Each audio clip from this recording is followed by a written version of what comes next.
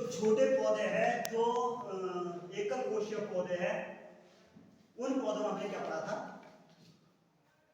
Asexual reproduction के बारे में पढ़ा था, अलिंगी जनन के बारे में पढ़ा था। आज हम जो पुष्पीय पौधे हैं, जो एडवांस प्लांट हैं, उनके बारे में किसके बारे में पढ़ेंगे?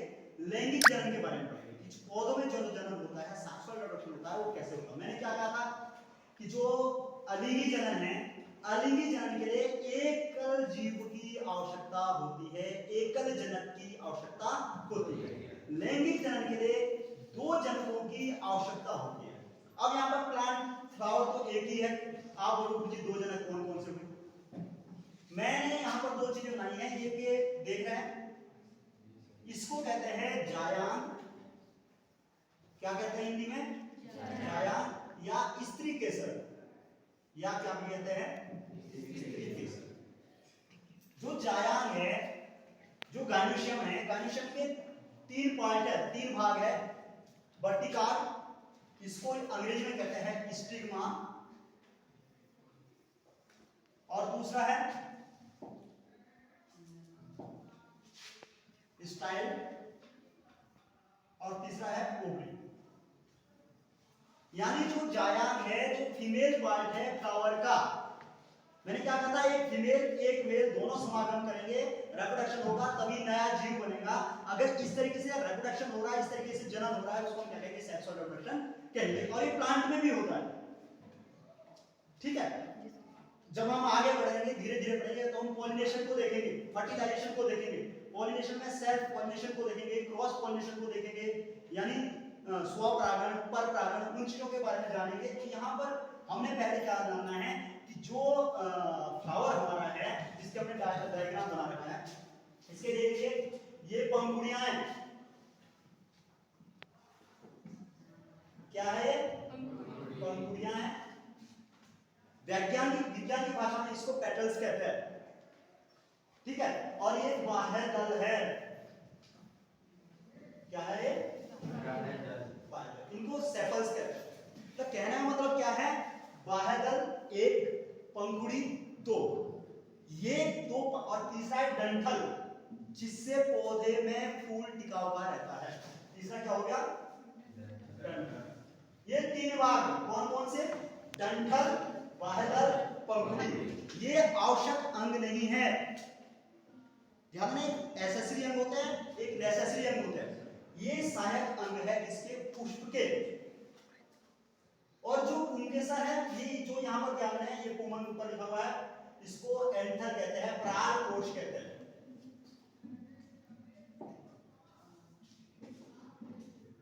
इसको ये पराग कोश है, इसको क्या कहते हैं? पराग कोश। तो इसके दो भाग हैं, एंथर और फिलामेंट, तंतु और पराग कोश। इनसे मिलकर के उमंग का निर्माण होता है। किसका निर्माण होता है? उमंग का निर्माण होता है। एंड्रोशियम कहते हैं इसको। तो उमंग मतलब, या पुंकेसर भी कहते हैं, क्या कहते हैं दूसरा? पुंकेसर। पुंकेसर पुष्प, पुंकेसर मतलब मेल पार्ट ऑफ फ्लावर, और स्त्री केसर मतलब फीमेल पार्ट ऑफ फ्लावर। तो एक नर भाग हो गया और एक मादा भाग हो गया। अब होता क्या है, जो ये नर भाग है, इसके अंदर क्या होगा? इसके अंदर क्या होगा? जो नर भाग है, इसके अंदर यहां पर ये पराग कोश होता है, और पराग कोश के अंदर क्या होते हैं? परागकण होते हैं। क्या होते हैं? परागकण होते हैं। पोलन ग्रेन कहते हैं इसको। आजकल बहुत सारी टेक्नोलॉजी आ गई, आप सब्जियां उगाते हैं, फल उगाते हैं, तो आप बोलते हैं पॉलिनेशन ही नहीं हो रहा, इसलिए फल नहीं लगे। तो पॉलिनेशन परागकणों के द्वारा होता है। इसके अंदर परागकण जब वो मैच्योर हो जाता है, तो यहां से परागकण क्या करेंगे? ये परागकण उड़ करके इसके ऊपर पहुंच जाएंगे। ये परागकण उड़ करके इसके ऊपर पहुंच जाएंगे। किसके ऊपर? वर्टिकाल के ऊपर, स्टिग्मा के ऊपर। समझ आ रहा है नहीं? ये परागकण उड़ करके यहां पहुंच जाएंगे इस तरीके से। तो कुल मिलाकर के क्या होगा? पराग कोश से परागकण कहां पहुंच रहा है? वर्टिकाल के ऊपर पहुंच रहा है। इस घटना को हम क्या कहते हैं? परागण कहते हैं। इस घटना को हम क्या कहते हैं? परागण।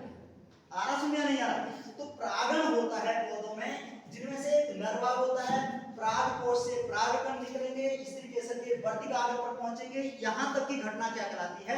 परागण कहलाती है, पॉलिनेशन कहलाती है। आफ्टर देन ये परागकण क्या करेंगे?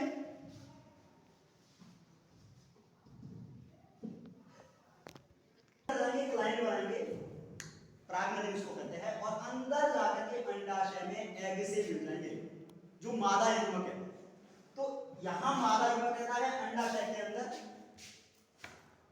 बीजांड कहते हैं, और यहां पर परागकण रहते हैं, वो नर युग्मक है। ध्यान से सुनोगे, परागकण क्या है? नर युग्मक है, और अंडाशय के अंदर जो एग है वो क्या है? मादा युग्मक है। जब नर युग्मक और मादा युग्मक आपस में मिलेंगे तो बीज बनेगा। बीज कहां रहता है? बीजांड के अंदर। फर्टिलाइजेशन करेंगे, निषेचन करेंगे। निषेचन करने के बाद जब बीज बनेगा, बीज से नया पौधा बनेगा। अगर किसी पौधे में बीज बन रहा है और बीज से नया पौधा बन रहा है, इट मींस वहां पर सेक्सुअल रिप्रोडक्शन हो रहा है।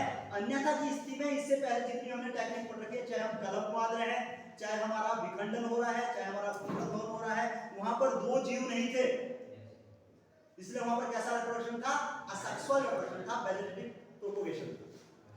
और यहां पर कैसा रिप्रोडक्शन हो रहा है? क्योंकि दो जनक मिल रहे हैं, एक नर युग्मक है और दूसरा मादा युग्मक। नर युग्मक क्या है? परागकण। तो अब देखो दो चीज यहां पर नहीं है हमारे पास, एक आ गया परागण और दूसरा आ गया निषेचन। परागण किसे कहेंगे? परागकोश से परागकणों का वर्तिकाग्र तक पहुंचना पॉलिनेशन कहलाता है, परागण कहलाता है। निषेचन किसे कहेंगे? नर युग्मक का परागकण के, परागकण मतलब नर युग्मक, परागकोश के अंदर परागकण हो गए मतलब नर युग्मक है, और इसके अंदर एग हो गए मतलब मादा युग्मक। नर युग्मक का मादा युग्मक से संलयन, नर युग्मक का मादा युग्मक से मिलन निषेचन कहलाता है, फर्टिलाइजेशन कहलाता है। जब फर्टिलाइजेशन हो जाता है तो धीरे धीरे जो ये ओवरी है, अंडाशय है, ये किसका रूप ले लेती है? फल का रूप ले लेती है। अंदर बीजांड होते हैं, अंदर जाकर के जो नर युग्मक और मादा युग्मक मिले थे, फर्टिलाइजेशन के बाद वो अंदर जाकर के किसका निर्माण करते हैं? बीज का निर्माण करते हैं, जो नए पौधे को जन्म देते हैं। समझ में आया? दोनों चीजें समझ आई कि सेक्सुअल रिप्रोडक्शन क्या है और असेक्सुअल रिप्रोडक्शन क्या है।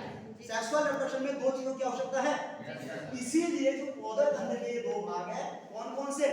स्त्री केसर और पुंकेसर, ये दोनों भाग आवश्यक अंग कहलाते हैं।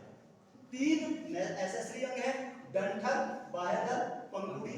ये सहायक अंग है किसके? पुष्प के, क्योंकि सहायता करते हैं। जब कलिका अवस्था में होती है तो मुरझावा रहता है और ये भाग इसको प्रोटेक्ट करते हैं, तो ये सहायता करते हैं, सहायक अंग इसलिए कहलाते हैं। और जो पुंकेसर और स्त्री केसर है, अगर ये नहीं होंगे तो पॉलिनेशन नहीं होगा, फर्टिलाइजेशन नहीं होगा, तो बीज नहीं होगा।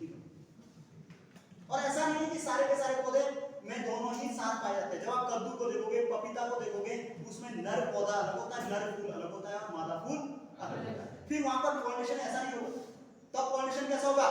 एक पुष्प का दूसरे पुष्प के साथ होगा, उसको हम क्रॉस पॉलिनेशन कहते हैं। अगले उसमें पड़ेगा, ठीक है। और जो सेल्फ पॉलिनेशन है वो एक ही पुष्प के या एक ही जाति के अंदर, एक ही फूल के अंदर होता है। जैसे यहाँ के परागकण का आधार है, यही की पट्टिका में होता है। सुना रहा है? तो जो परपरागण है और स्वपरागण है, उनमें क्या अंतर होता है? स्वपरागण किसे कहते हैं, उनके कौन कौन से एग्जाम्पल है, और परपरागण किसे कहते हैं, उनके कौन कौन से उदाहरण है। इन चीजों के बारे में हम आगे पढ़ेंगे। इतना समझ में आया? पक्की बात है।